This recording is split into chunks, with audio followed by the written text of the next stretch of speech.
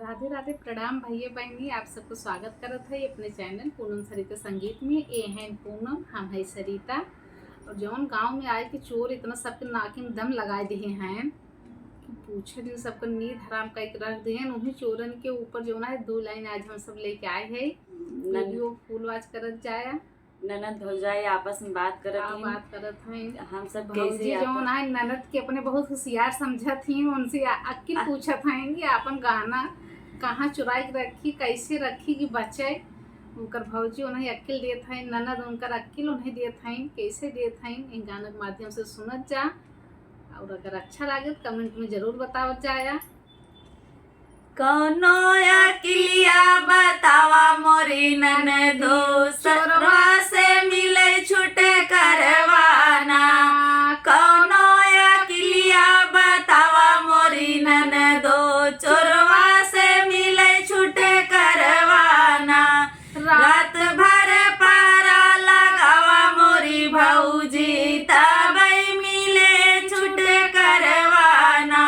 रात भर पारा लगावा मोरी भौजी, तबई मिले छुटे करवाना। रात भर पारा लगाए मोरी ननदी, तबऊ घुसई घर में चोरवाना। रात भर पारा लगाए मोरी ननदो, तबऊ घुसई घर में चोरवाना। कौनो अकिलिया बतावा मोरी ननदो, चोरवा से मिले छुटे करवाना।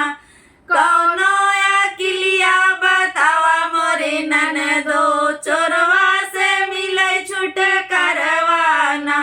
घर के खजनवा छुपाई धरा भौजी, तबई मिले छुटे करवाना। घर के खजनवा छुपाई धरा भौजी, तबई मिले छुट करवाना। घर के खजनवा छुपाई कहा ननदो, चोरवा उड़ावई डोरनवाना। घर के खजनवा छुपाई कहा ननदो, चोरवा उड़ावई डोरनवाना। कौनो अकिलिया बतावा मोरी ननदो, चोरवा से मिले छुट करवाना। कौनो अकिलिया बतावा मोरी ननदो, चोरवा से मिले छुट करवाना। पुलिस प्रशासन बोलावा मोरी भौजी, तबई मिले छुट करवाना। पुलिस प्रशासन बोलावा मोरी भौजी, तबई मिले छुट करवाना। पुलिस प्रशासन बोलाए मोरी ननदी, पुलिसऊ मिलनी घुस खोरवाना।